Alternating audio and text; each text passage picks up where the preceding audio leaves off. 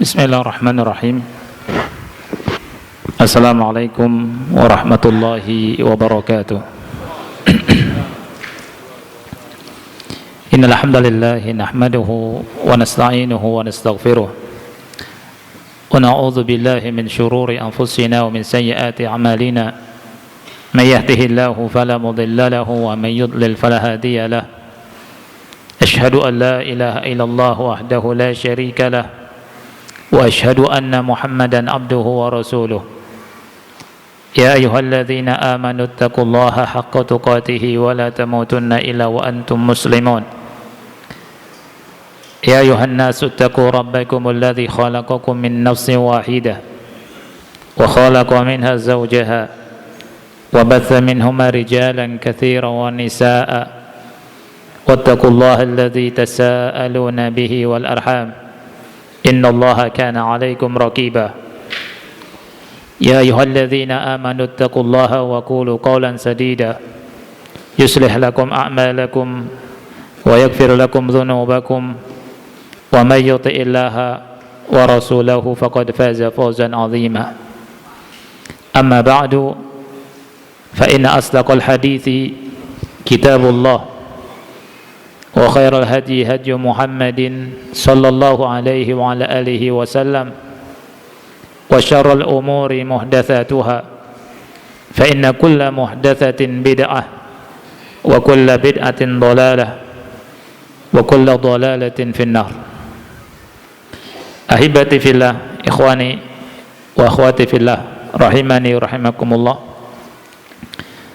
Ada himbauan dari Syekh Sulaiman Ar-Ruhaili hafizahullahu ta'ala, atau nasihat untuk semua penuntut ilmu.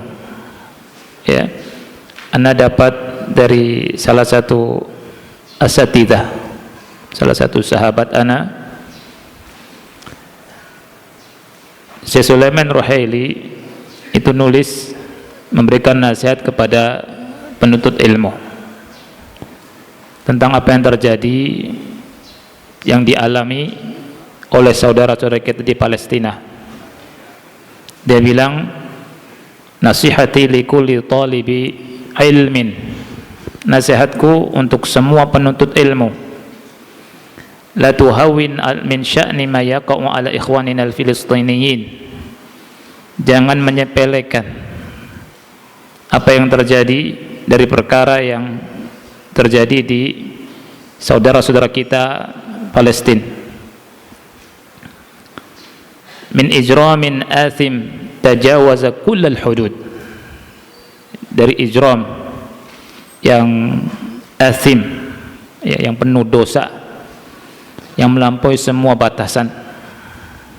Dan yang dikatakan Syekh betul, ya, sampai sekarang saja berapa ribu yang meninggal? 10.000 anak kecil meninggal, ya, wanita, orang tua, dan seterusnya. Fa'aduhum yuridu isti'salahum, jadi musuh mereka ingin melakukan genosida, ngabisin mereka, ya. Jadi nggak boleh kita komentar yang membuat manusia meremehkan perkara ini. Urusan Palestina, seakan-akan itu bukan saudara kita kaum muslimin. Ya, betul ada sesuatu di sebagian mereka, tapi jangan sampai ucapan kita membuat apa? Membuat orang jadi meremehkan urusan ini. Dan di antara ucapan beliau, wa annal wajiba alaina an narudda kulla amrin ila ahlihi, wajib bagi kita untuk mengembalikan semua perkara kepada ahlinya. Jangan mudah bicara di medsos, ngomong begini, ngomong begitu, nyerocos tanpa ilmu, kemudian mengangkat sebagian dai yang enggak jelas tanpa ilmu, bicara tanpa ilmu. Jadi meremehkan urusan kaum muslimin karena ruwet masalahnya, akhi. As-sukutu khairun min buka mulut. Diam lebih baik daripada bicara tanpa apa? Tanpa ilmu. Nah, kita berdoa untuk saudara kita, semoga Allah Subhanahu wa taala melindungi mereka dari kezaliman Zionis Yahudi.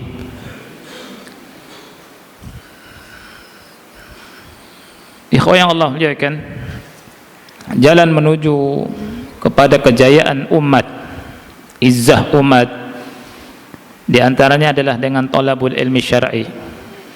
Allah Subhanahu wa taala berfirman, narfa'u darajatin man nasha', kami angkat derajat orang yang kami kehendaki. Ai bil ilm, kata ulama, dengan ilmu. Rasul kita sallallahu alaihi wasallam bersabda dalam hadis Abdullah bin Umar radhiyallahu anhuma, "Idza tabaya'tum bil 'ainah wa akhadtum adhnab al baqar wa raditum biz zar' wa taraktumul jihada sallatallahu 'alaikum dhullan la yanzi'uhu ankum hatta tarji'u ila dinikum."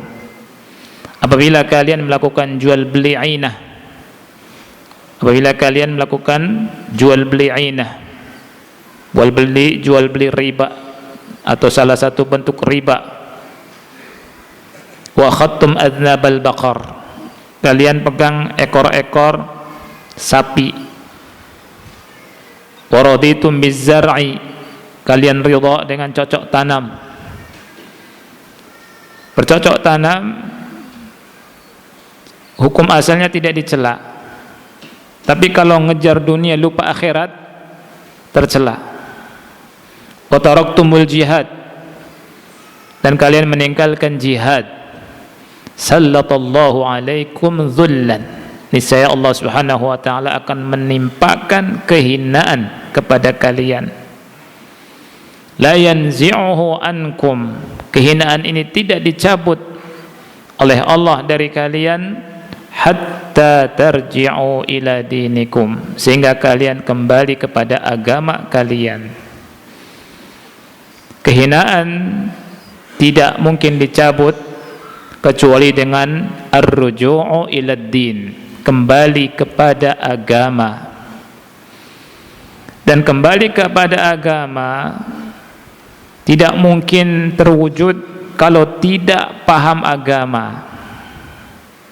Kembali kepada agama tidak mungkin terjadi kalau tidak mengerti agama.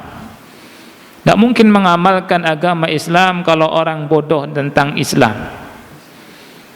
Maka awal dari kejayaan adalah dengan talabul ilmi syar'i, belajar agama, kembali ke din, memahami, belajar rukun iman, belajar rukun Islam dengan benar, serius.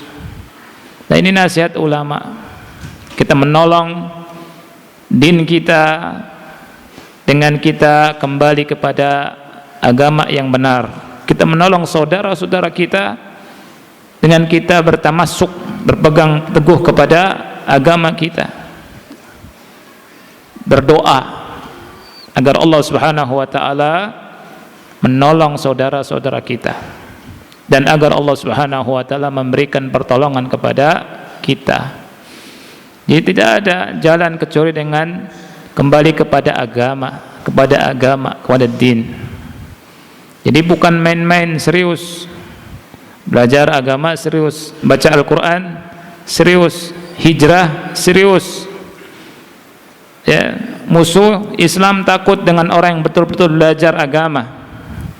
Kalau main-main, jalan-jalan, pakai kendaraan apa, ke sana kemari, enggak ditakuti. Saya musuh Islam. Yang ditakuti adalah kembali kepada agama, kepada din, dengan betul-betul belajar din, belajar agama. Ikhwan yang Allah muliakan, Kita terus belajar, ya, terus belajar dan terus belajar, semangat dan serius. Walaupun yang kita baca di majelis-majelis ilmu sedikit dari sekian banyak ilmu, tapi terus bersabar. Kita kembali, ikhwan yang Allah muliakan, di hadis yang ada di Umdatul Ahkam. Hadis yang keberapa kita bahas? 121. Iya. An Anas bin Malik qala, dari Anas bin Malik, semoga Allah meridai beliau berkata, kunna nusalli ma'a Rasulillah sallallahu alaihi wasallam fi shiddatil harri, fa idza lam yastati' ahaduna an yumakkina jabhatahu minal ardi basata thawbahu fasajada alaihi. Dari Anas bin Malik, beliau berkata, kami sholat bersama Rasulullah sallallahu alaihi wasallam dalam kondisi yang sangat panas. Apabila salah satu dari kami tidak bisa meletakkan jidatnya, ini apa namanya? Dahinya ke tanah, maka dia membentangkan pakaiannya maksudnya yang dia pakai, menggelarkan pakaian yang dia pakai. Fasajada alaihi, kemudian dia sujud di atasnya. Jadi dia gelarkan pakaian yang dia pakai, diambil dari apa? Dari kalimat thawbahu. Thawbahu artinya pakaiannya yang nempel, bukan pakaian yang terlepas dari dari badannya. Kalau pakaian lain yang terlepas dari badannya, ini lafadznya basato thawban. Basato thawban, dia meletakkan pakaian. Tapi ini thawbahu, pakaiannya, menunjukkan yang dipakai, yang dibentangkan, yang digelar, kemudian sujud.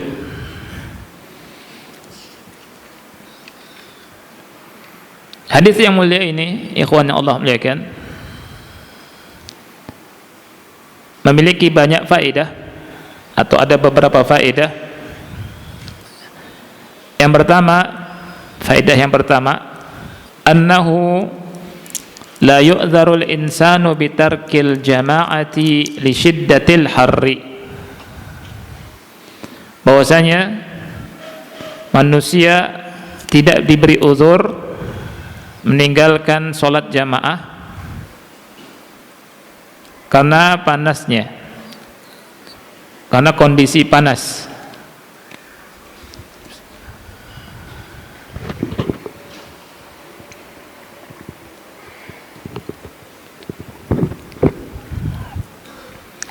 Alasannya karena para sahabat Rasulullah sallallahu alaihi wasallam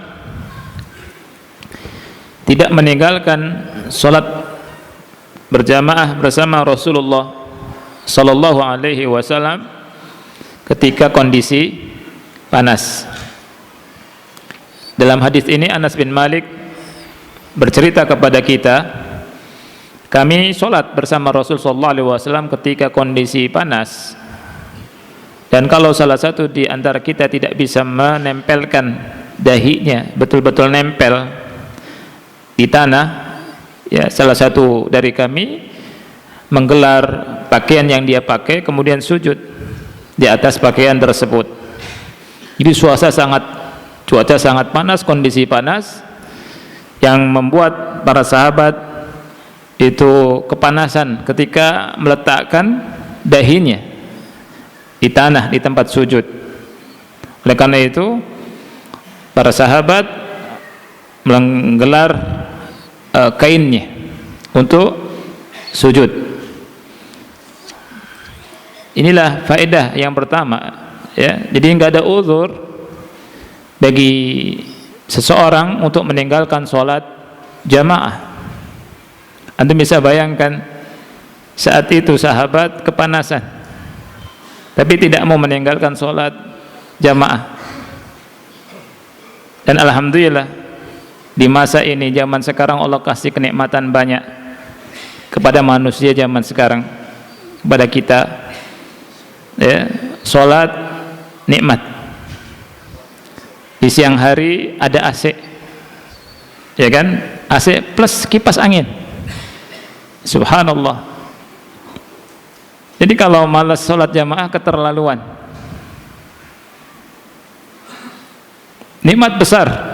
Antum bisa bayangkan para sahabat, subhanallah, untuk perjuangan mereka ibadah itu kepanasan, sampai sholat panas jidatnya, gak bisa. Kemudian dibuka kainnya di tempat sujud dan sujud. Antum bisa lihat gimana panasnya. Dan mereka tetap semangat sholat berjamaah bersama Rasulullah sallallahu alaihi wa ala alihi wasallam. Anas bin Malik radhiyallahu anhu menghabarkan gimana sholat kami waktu itu bersama Rasulullah sallallahu alaihi wasallam. Kita alhamdulillah di Indonesia lagi, ya kawan. Dan kalau ke masjid kepanasan jalan, bisa pakai motor atau pakai mobil. Boleh nggak di rumah pakai motor, pakai mobil? Boleh, boleh. Para sahabat ke masjid, ada yang pakai onta, ya kan? Ada yang pakai kuda. Boleh tidak? Boleh. Tapi memang jalan kaki pahalanya lebih banyak. Satu langkah dihitung. Pertanyaannya, kalau kita pakai motor, pakai sepeda, pakai mobil, ngitungnya gimana? Kalau jalan kaki, satu langkahnya itu dihitung. Satu langkah naikkan derajat, satu langkah menghapus dosa. Ya, kata Syekh Utsaimin, ngitungnya perputaran roda. Sekali putaran itu dihitung. Sekali putaran. Iya. Jadi nikmat, subhanallah. Tetap dapat pahala. Datang ke masjid pakai motor, motornya pakai payung juga nggak apa-apa. Ya, kita contoh para sahabat Rasul kita sallallahu alaihi wa alihi wasallam dalam beribadah. Ya, dari sini kita timbul semangat, jangan malas. Dan ini kita menolong agama Allah. Kita beribadah, bukan Allah butuh sama kita, bukan, tapi kita butuh sama Allah subhanahu wa ta'ala. Alhamdulillah kita aman, nyaman. Tidak ada suara jet tempur, ya. Tidak ada kekhawatiran nanti di rumah mati.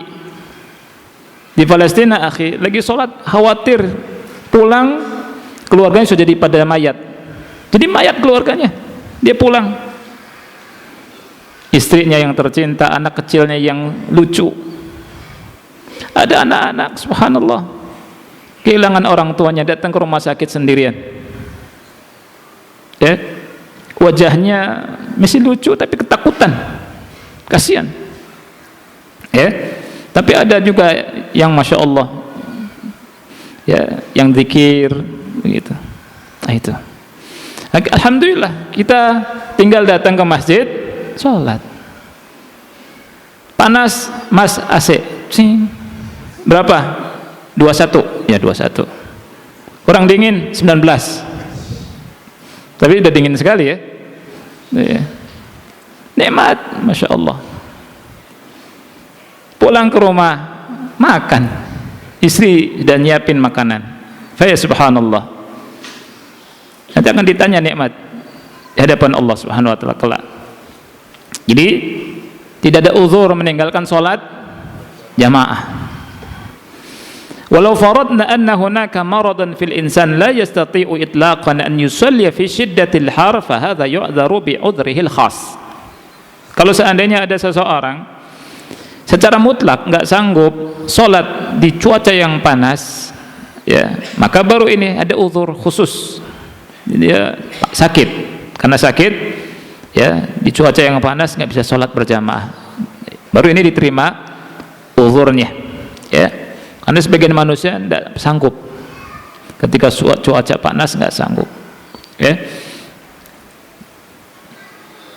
Berikutnya ikhwan Allah muliakan, wujubu tamkinil jabhati, ana loncat satu faedah ya. Wujubu tamkinil jabhati minal ardi fis sujud, wajibnya meletakkan dahi secara sempurna ketika sujud di atas tanah, di atas bumi, di atas lantai. Tamkin secara sempurna, jangan cuma nempel saja, secara sempurna. Ini maksud dari tamkin, an yumakkina, jadi betul-betul sujud nempel sempurna,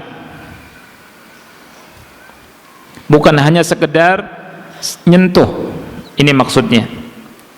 Karena Anas bin Malik berkata, fa idza lam yastati' ahaduna an yumakkina jabhatahu minal ard, apabila salah satu dari kami tidak sanggup menempelkan, mentamkin dahinya di atas tanah, ya, maksudnya sujud dahinya secara sempurna nempel, bukan hanya nyentuh. Ada sebagian orang cuma nyentuh doang, ya.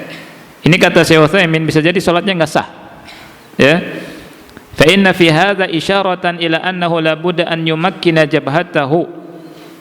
Di sini ada isyarat, jadi wajib seseorang betul-betul sempurna nempelkan dahinya di atas tanah atau lantai. Wa bina'an ala dzalika law anna al-insana massal arda lakin biduni an yattaki 'alaiha fala yasihu sujuduhu. Dibangun di atas hal ini, kalau ada seseorang jadi menempelkan dahinya di atas tanah atau lantai tapi tidak neken, tidak sempurna, beliau berkata tidak sah sujudnya, cuma nempel doang, nyentuh saja, mas, nyentuh, ya. Ini sholat yang malas, ya, orang yang sholatnya nggak sungguh-sungguh. Yang sungguh-sungguh itu betul-betul nempel, ya. Kita betul-betul harus menghambakan diri kepada Allah Subhanahu wa taala ketika sujud. Kita butuh Allah, butuh rahmat Allah. Kita puji Allah dengan mengucapkan subhan rabbiyal a'la wa bihamdih. Maha suci Rabbku yang maha tinggi, segala puji miliknya.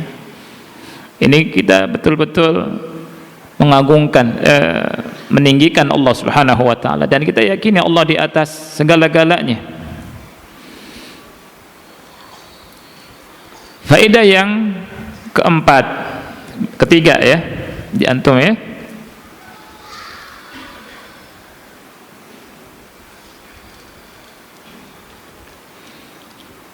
Faedah yang ketiga ini hampir sama dengan faedah yang sebelumnya Anda baca. Beliau berkata, wujubu tamkini a'dha'is sujudi minal ardi, wajibnya menempelkan dengan sempurna, meletakkan dengan sempurna anggota-anggota sujud di atas tanah, di atas lantai. Falau massal arda biyadaihi wa jabhatihi wa anfihi wa atrafi qadamaihi fa innahu la yujzi. Seandainya seseorang hanya menyentuhkan dua tangannya atau dahinya atau hidungnya atau ujung dua kakinya, maka tidak sah kalau hanya menyentuhkan saja. Jadi betul-betul harus sempurna.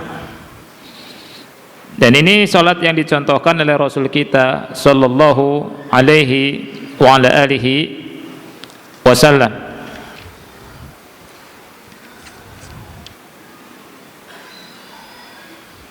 Faedah yang keempat, faedah berikutnya, jawazus sujudi ala muttasilin bisajid. Bolehnya sujud di atas kain atau benda yang masih berhubungan dengan orang yang melakukan sujud. Jadi bolehnya sujud di atas benda atau kain yang dipakai orang yang sujud.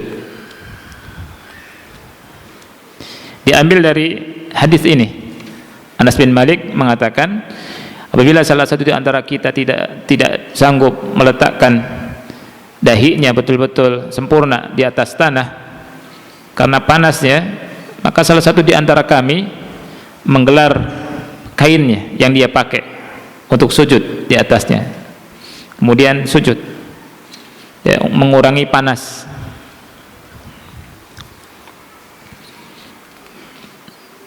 Nah, di halaman 348 Syekh Utsaimin rahimahullah ikhwan menyebutkan hukum sujud di atas ha'il. Hukum sujud di atas ha'il. Ha'il ini yang menghalangi antara dahi dengan tempat sujud, namanya ha'il, ya. Hukum sujud di atas ha'il, hukum sujud di atas sesuatu yang menghalangi dahi dari tempat sujud. Beliau sebutkan ada 3 jenis. Jenis yang pertama, ha'ilun yamna'u sihhatas sujud. Ada penghalang yang jika kita sujud di benda tersebut, maka solat kita, sujud kita tidak sah. Sujud kita tidak sah.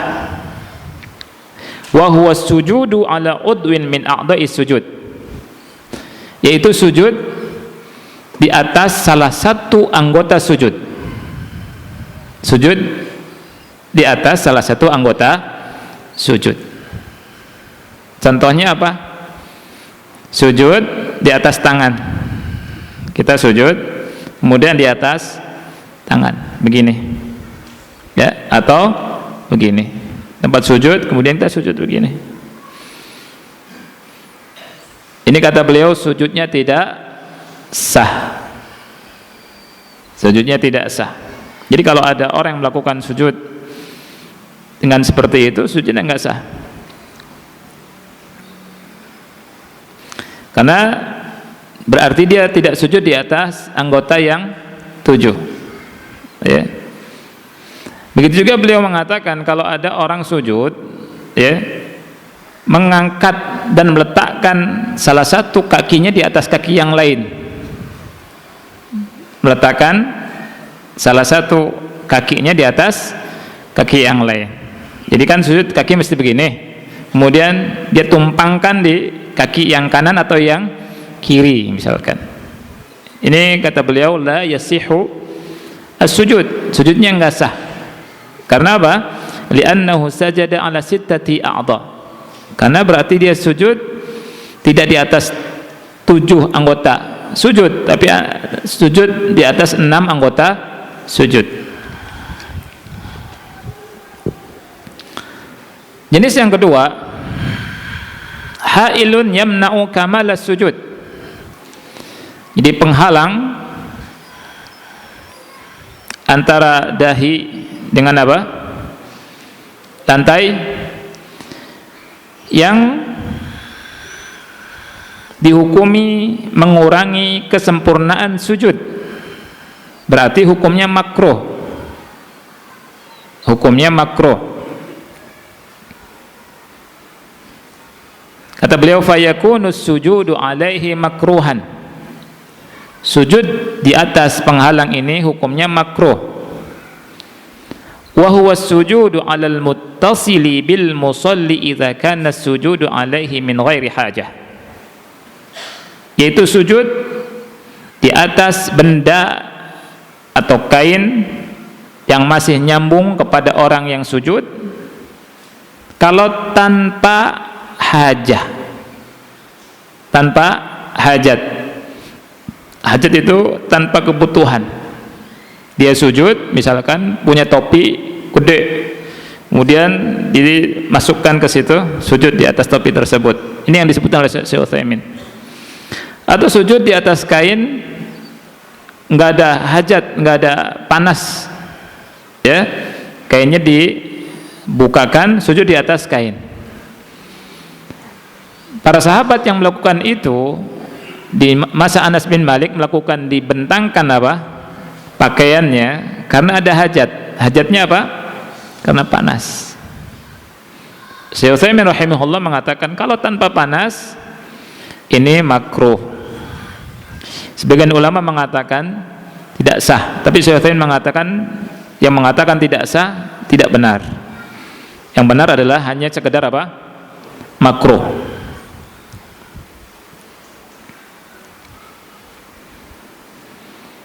Yang ketiga, hailun la ba'sa bihi.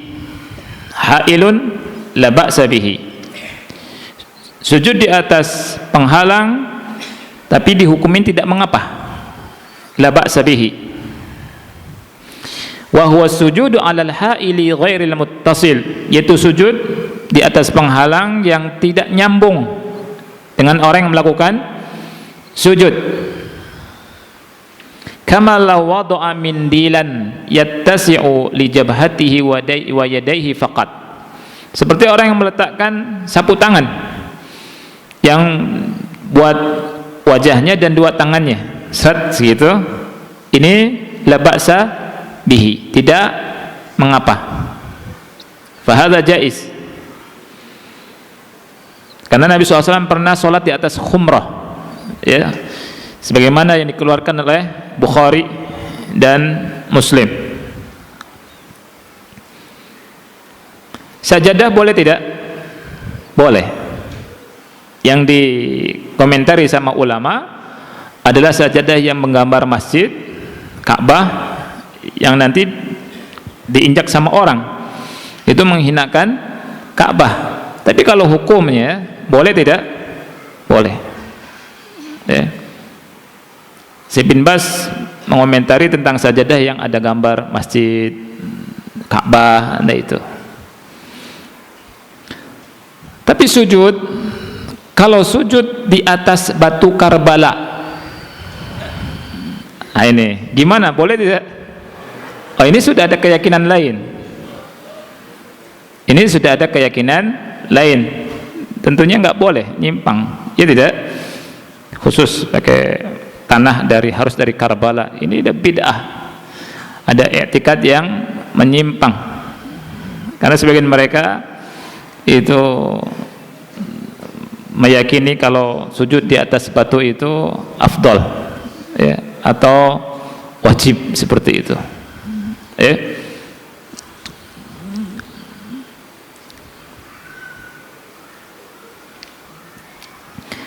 Faedah berikutnya, masyru'iyatu salatil jamaah, disyariatkannya salat jamaah. Jadi salat berjamaah itu masyru'ah, bahkan yang lebih tepat di antara pendapat ulama wajib, hukumnya wajib bagi laki-laki. Kalau bagi wanita tidak wajib. Jadi faedah yang bisa kita ambil dari hadis ini, disyariatkannya apa? Salat berjamaah. Dalilnya apa? Kunna nusalli ma'a Rasulillah sallallahu alaihi wasallam. Kami salat bersama Rasulullah sallallahu alaihi wasallam. Tidak sendiri-sendiri salatnya, tapi salatnya bersama Rasulullah sallallahu alaihi wa ala alihi wasallam. Oleh karena itu, ikhwati fillah, kita hendaknya sholat berjamaah. Jangan malas, tapi kita sholat berjamaah di masjid. Bagi laki-laki, sholat berjamaah di masjid pahalanya sangat besar, sangat banyak. Rugi sholat di rumah, pahalanya 27 kali lipat dibandingkan sholat sendiri di rumah. Orang yang sholat subuh di masjid, ya, kemudian sebelumnya sholat subuh, sholat sunnah qobliyah, pahalanya besar sekali, mendapatkan pahala yang sangat besar, keutamaan sangat besar. 2 sholat sunnahnya saja 2 rakaat, Rasul bilang apa? Lebih baik daripada dunia beserta isinya. Raq'ata al-fajri khairun minad dunya wa ma fiha. 2 rakaat fajar lebih baik daripada dunia beserta isinya. Kemudian salat subuh berjamaah yang bacaannya disaksikan oleh para malaikat. Inna Qur'an al-fajri kana mashhuda. Oleh karena itu rugi orang enggak salat subuh di masjid. Sengantuk-ngantuknya kita, ikhwan Allah menjadikan, ya, itu pesan sama istri, bangunkan, ya, kalau misalkan tidurnya kemalaman, bangunkan. Boleh dibanjur, boleh. Tahu banjur bahasa Cirebon, disiram. Bangun, jangan marah, dibangunkan, justru terima kasih sama istri, jazakillah khairan, kasih hadiah ke istri. Yang bangunkan sholat subuh kasih hadiah, karena dia kasih hadiah antum banyak, lebih baik daripada dunia beserta isinya. Bangun gitu. Kalau nggak bangun jewer. Jangan marah-marah kalau dibangunkan sama istri. Ya, bangun, sholat 2 rakaat, habis itu sholat subuh, pahalanya banyak. Kemudian sholat zuhur, sholat di masjid, asar di masjid, maghrib di masjid, isya di masjid. Orang yang sholat 10 hari saja di rumah saja dengan orang yang sholat di masjid 10 hari, perbandingannya sangat jauh. Gimana setahun? Gimana 1 tahun? Gimana 2 tahun? Gimana 5 tahun? Gimana seumur hidup? Kalah dah. Kita enggak mau di akhirat orang bawa pahala besar, kita bawa pahala sedikit. Berlomba, kita di dunia saja cari dunia, itu sampai ngejar ke ujung dunia, ngejar. Ya, kalau bisnis nih ke Irian Jaya, misalkan kita jualan di sini, jualan buku, misalkan ini buku atau tas.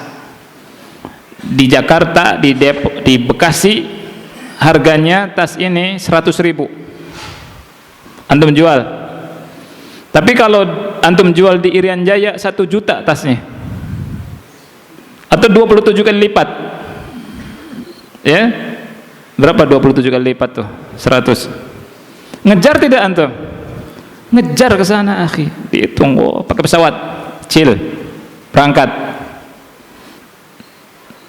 Nah, ini sholat di rumah sendiri pahalanya sedikit, di masjid pahalanya banyak, belum ketemu sama yang lain. Dan sholat jamaah, kata Syekh Sulaiman Ruhaili, ini nikmat dari Allah, rahmat dari Allah.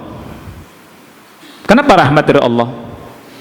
Kita sholat jamaah itu jadi semangat, hati terisi, hati riang habis sholat itu. Tapi kalau sholat di rumah itu hati sempit, akhi, hati sempit, nggak semangat. Kemudian ketemu sama kaum muslimin, senyum, dapat pahala, ya tidak? Tabassumuka fi wajhi akhika sedekah. Belum jalannya, belum pulangnya, dihitung kakinya. Tapi kalau di rumah cemberut sama istri, dosa lagi, ya. Istri minta uang belanja, pusing lagi. Udah pusing tambah pusing, ya tidak? Salat di masjid, subhanallah, nikmat. Ya, jadi tidak ada uzur.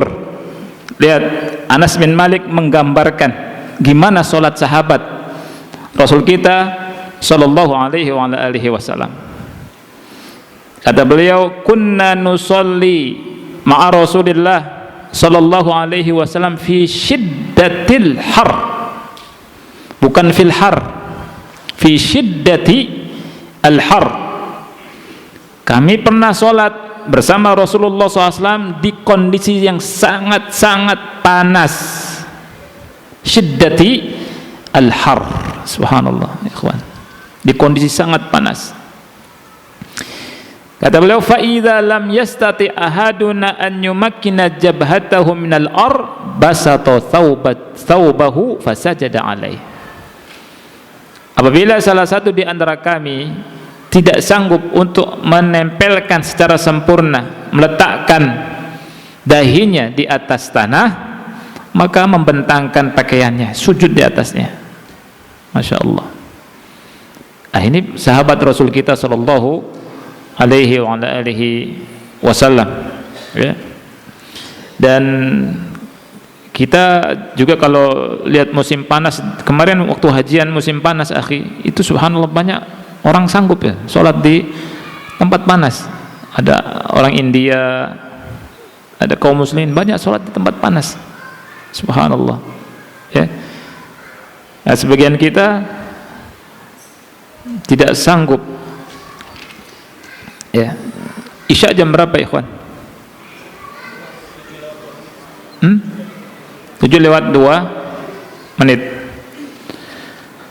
Baik. Ada pertanyaan kemarin yang belum dijawab ya. Insyaallah 7:02. Berapa menit lagi, ikhwan? 4 menit, Ustaz. Oh iya, ada waktu insyaallah. Jadi, Anda jawab pertanyaan dikit-dikit saja ya. Nah,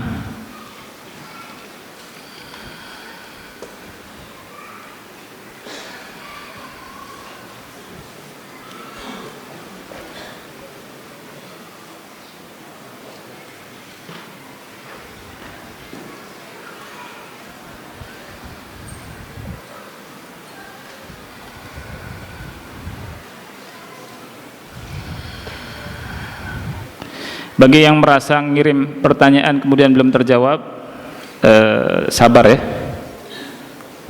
Nah, Bismillah. Bismillah beneran tuh enggak teh? Harusnya Bismillahirrahmanirrahim. Karena Rasul SAW ketika nulis surat ke raja-raja yang Rasul dakwahi, seperti Raja Heraklius, Rasul tulis Bismillahirrahmanirrahim. Ya. Ini pertanyaan kemarin. Salah satu, ya, Ustadz, salah satu sebab mandi wajib adalah bertemunya dua kemaluan. Apakah tetap wajib mandi apabila suami istri melakukan hal tersebut, tetapi tidak sampai masuk kemaluan suami ke istri? Ya. Maksud dari bertemunya kemaluan itu, ya, itu dimaksudkan sama ulama apabila kemaluan laki-laki masuk ke kemaluan istri. Tapi kalau hanya nempel, tidak wajib mandi. Tapi kalau masuk, maka wajib mandi walaupun tidak keluar air mani. Ya, walaupun tidak keluar air mani. Apa dasarnya? Dasarnya hadis Rasul kita sallallahu alaihi wasallam riwayat Bukhari Muslim, idza jalasa baina syu'abihal arba' thumma jahadaha faqad wajaba al-ghuslu. Apabila salah satu atau seseorang laki-laki duduk di antara 4 anggota tubuh wanita, thumma jahadaha, kemudian dia sungguh-sungguh melakukannya, ini kinayah untuk apa? Jima. Faqad wajabal ghuslu, maka wajib untuk mandi. Ya. Jadi kalau sudah masuk laki-laki ke wanita, mandi walaupun tidak keluar air mani. Pertanyaannya, kalau tidak masuk tapi keluar air mani, enggak masuk? Mandi, wajib mandi. Kalau tidak masuk, keluar air mani, hukumnya wajib mandi. Ya, jadi kalau keluar air mani, mimpikah, ya, kemudian bercumbu sama istrikah, pokoknya keluar air mani, wajib mandi walaupun tidak masuk. Rasul bersabda, innamal ma minal ma, innamal ma minal ma, sesungguhnya air dari air. Sesungguhnya mandi wajib itu karena air mani. Wallahu a'lam bisawab.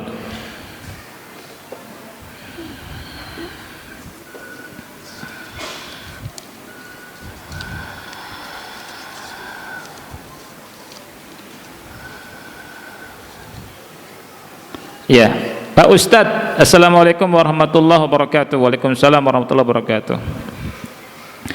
Mau bertanya, bolehkah sholat menggunakan sajadah yang bergambarkan patung? Syukran, jazakillah khairan, barakallahu fikum Ustadz. Ustadznya laki-laki, jadi bukan jazakillah, tapi jazakallahu khairan. Harus belajar isim domir ini, ya. Iya, belajar buku PBNS. Anda nulis buku penghantar bahasa Arab, ya. Ada di situ ada isim domir, ada latihan jazakillah, jazakallah kepada siapa, ya. Bolehkah sholat menggunakan sajadah yang bergambar patung? Jawabannya jelas, tidak boleh. Ya, ada patungnya, nggak boleh, akhi. Kan mengganggu juga, ya, mengganggu juga. Wallahu a'lam bishawab. Sudah isya ya. Baik, kita akhiri subhanakallahumma bihamdika asyhadu an la ilaha illa anta astaghfiruka wa atubu ilaik. Wassalamualaikum warahmatullahi wabarakatuh.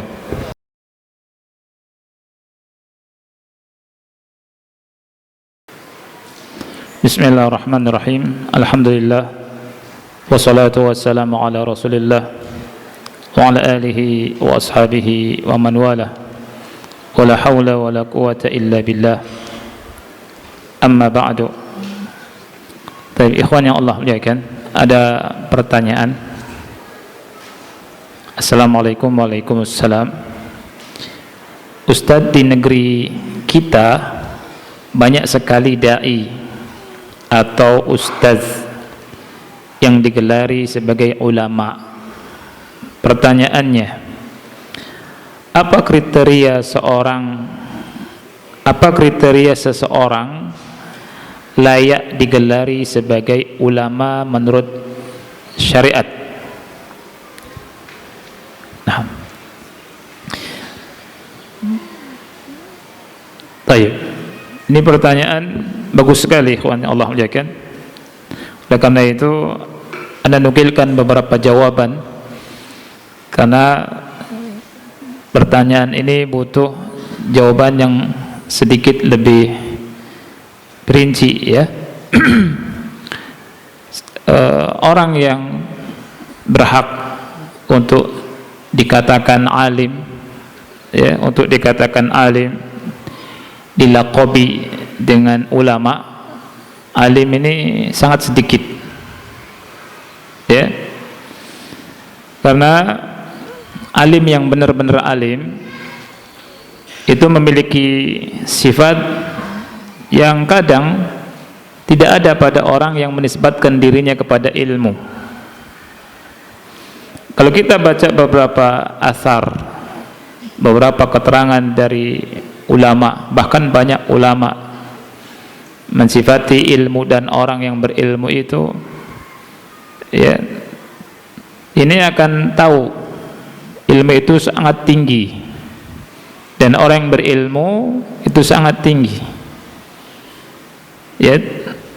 Jadi tidak boleh kita sembarangan mengatakan dia berilmu, dia ulama, kecuali memang ada sifat-sifat ilmu padanya.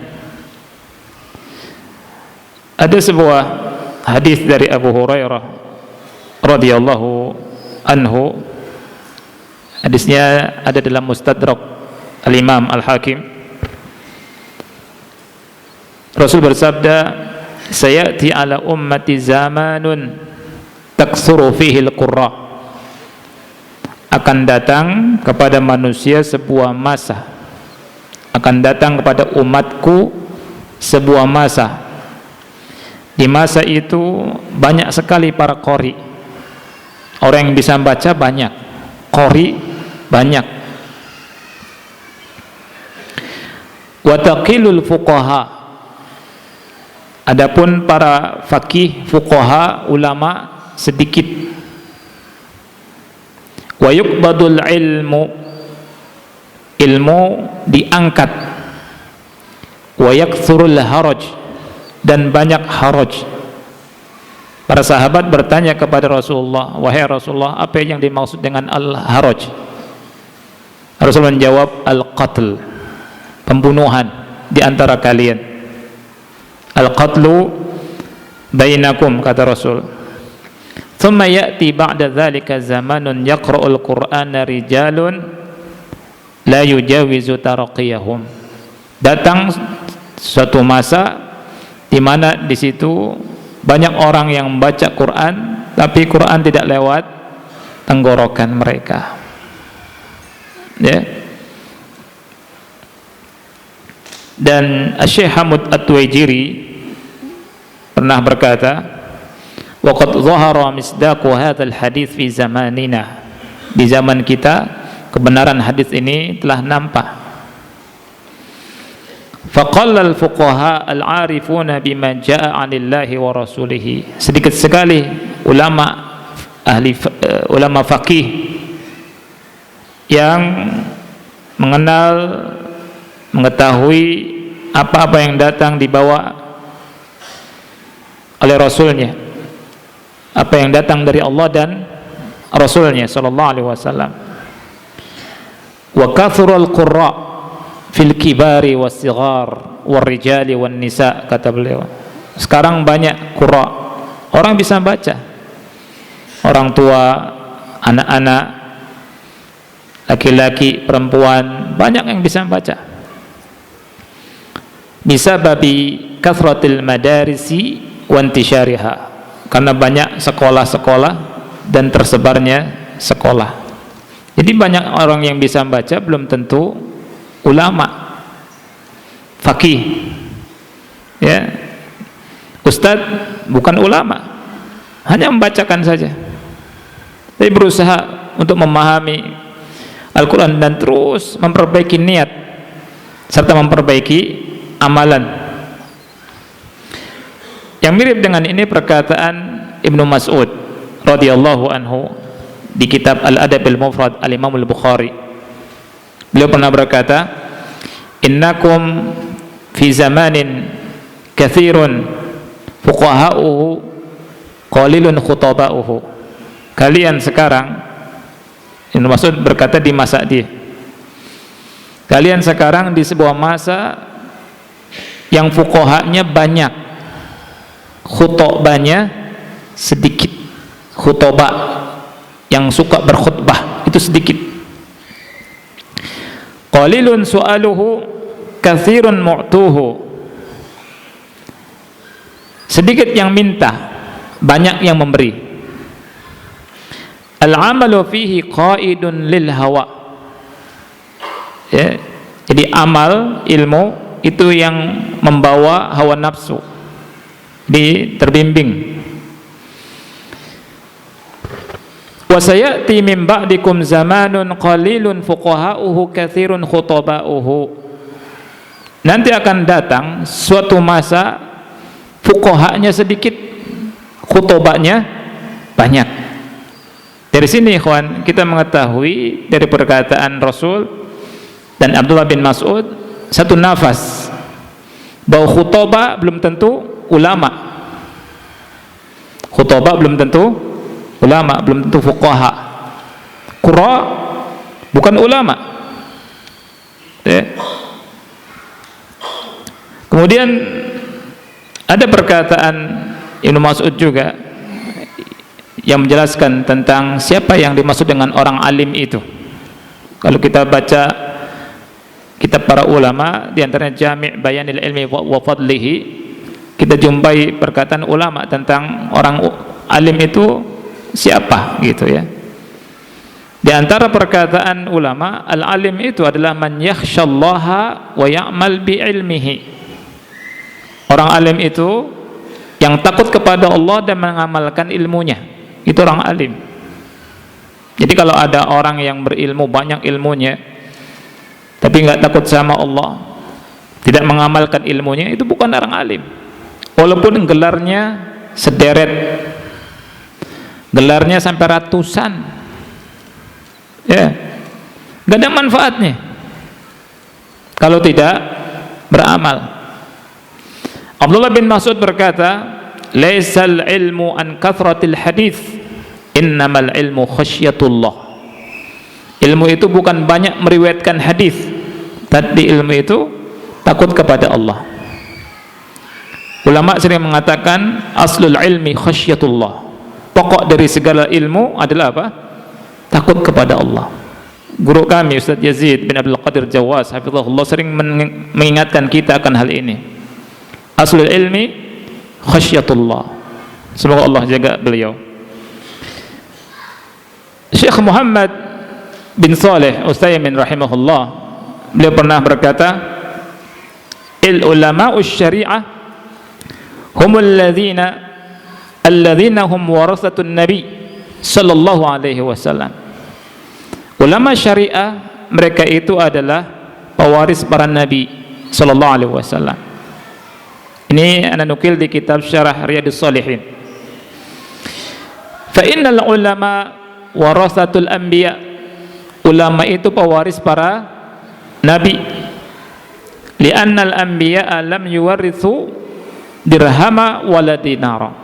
Para nabi tidak mewariskan dinar dan dirham. Fa inna nabiyya sallallahu alaihi wasallam tuwfiya an bintihi Fatimah wa ammihi al-Abbas lam yarithu syai'an.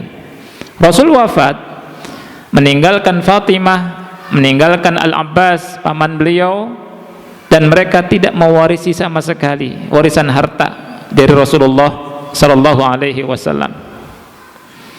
Li'annal anbiya, karena para nabi itu tidak mewariskan. Innama warathul ilm, mereka mewariskan ilmu. Fal ilmu syariatullah, ilmu itu adalah syariat Allah. Faman akhadha bil ilmi akhadha bihadzin wafir, maka barang siapa yang mengambil ilmu, dia mengambil kekayaan yang banyak. Terus ada pertanyaan, kita orang awam bisa membedakan orang itu berilmu atau tidak dari mana? Ya,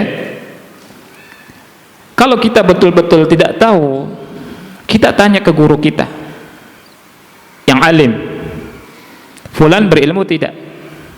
Karena orang yang berilmu tahu siapa yang berilmu atau tidak. Kalau orang awam tidak tahu.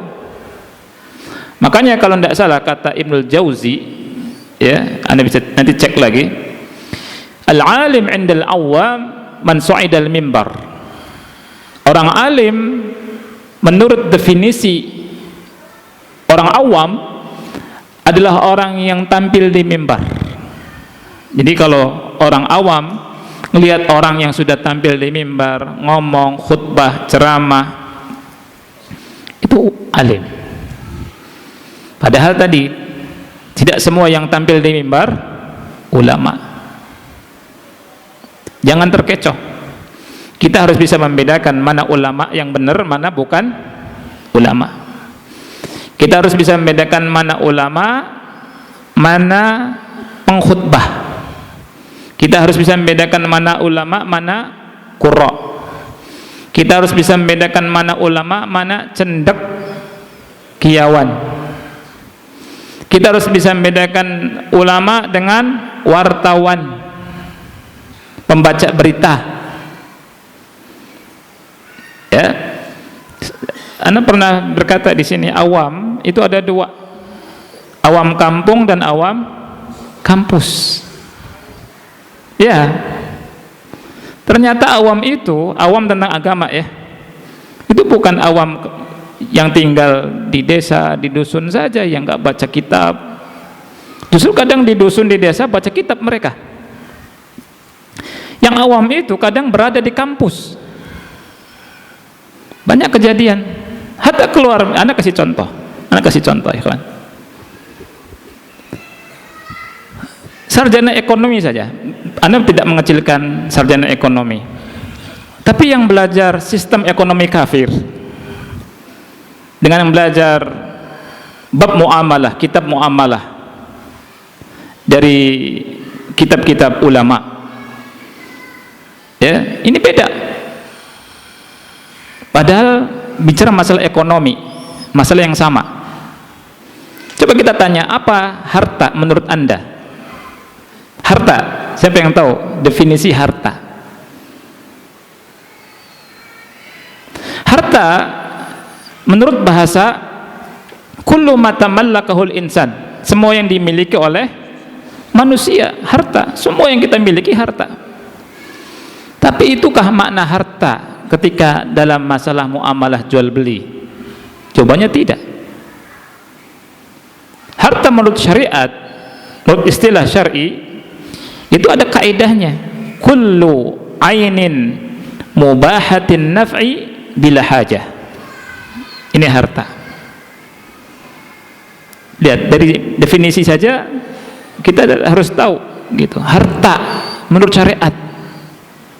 Dan bisa lihat Syekh Utsaimin menjelaskan masalah ini. Kullu ainin, setiap benda, barang, mubahatin naf'i, yang halal penggunaannya, mubah penggunaannya, bukan dalam masalah darurat, bukan hajah. Semua benda, barang masuk dalamnya apa? HP, kitab, pakaian, luar, dalam, rumah, mobil, perkakas rumah, semua harta. Itu kan harta. Tapi ada ikatan mubahatin naf'i, yang halal, yang mubah digunakan. Lawan dari yang mubah digunakan, yang haram digunakan. Yang haram digunakan contohnya apa? Haram digunakan alat-alat musik, ya tidak?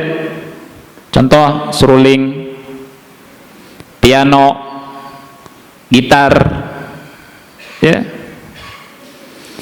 Kalau orang umum, ini harta mahal lagi, diperjualbelikan, ya. Kalau belajar ekonomi tidak belajar sistem Islam, hadis-hadis Rasul SAW, itu semua harta. Ayo. Misalkan ada gitar, ada piano. Antum ambil gitar tersebut, antum banting gitar itu, pecah, rusak. Dalam aturan Islam, antum bayar ganti tidak? Tidak. Karena itu bukan harta. Ya. Patung harta bukan? Bukan. Ada patung, kepalanya antum potong, tak. Ganti tidak? Tidak ganti. Tapi secara umum masyarakat sekarang itu memandangnya apa? Harta. Lihat ikhwan, ada ilmu, ada kenyataan nih.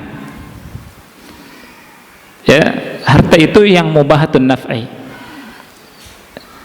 Nah, kalau kita ngerti ilmu ini seperti ini, kemudian kita lihat kenyataan, kita juga harus mempunyai sikap yang dewasa.